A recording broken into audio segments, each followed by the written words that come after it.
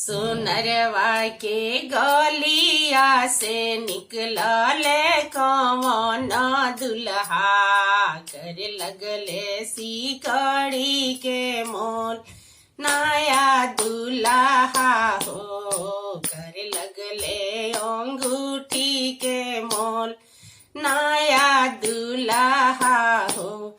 अंगूठी के मोल तोह से ना होई है दुल्हा हो, ना होई है दुल्हा हो। लेते आना पापा साहेब साथ नया दुल्हा हो, लेते आना चाचा साहेब साथ नया दुल्हा हो।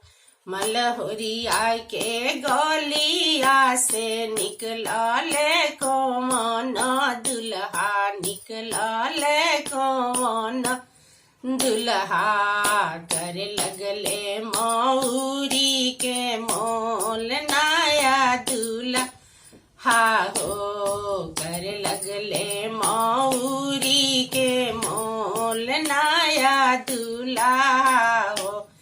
मौरी के मोल तोह से ना होई है दुल्हा हो, ना होई है दुल्हा हो। लेते आना भैया साहेब साथ नया दुल्हा हो, लेते आना फूफा साहेब साथ नया दुल्हा हो, लेते आना जीजा साहेब साथ नया दुल्हा हो।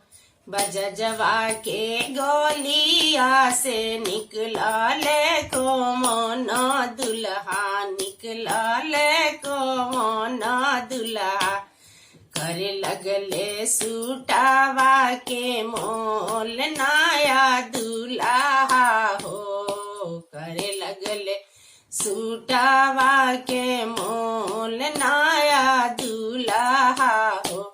सूटवा के मोल तोह से ना होई है दुल्हा हो, ना होई है दुल्हा हो। लेते आना नाना साहेब साथ नया दुल्हा हो, लेते आना मामा साहेब साथ नया दुल्हा हो। लेते आना मौसा साहेब साथ नया दुल्हा हो।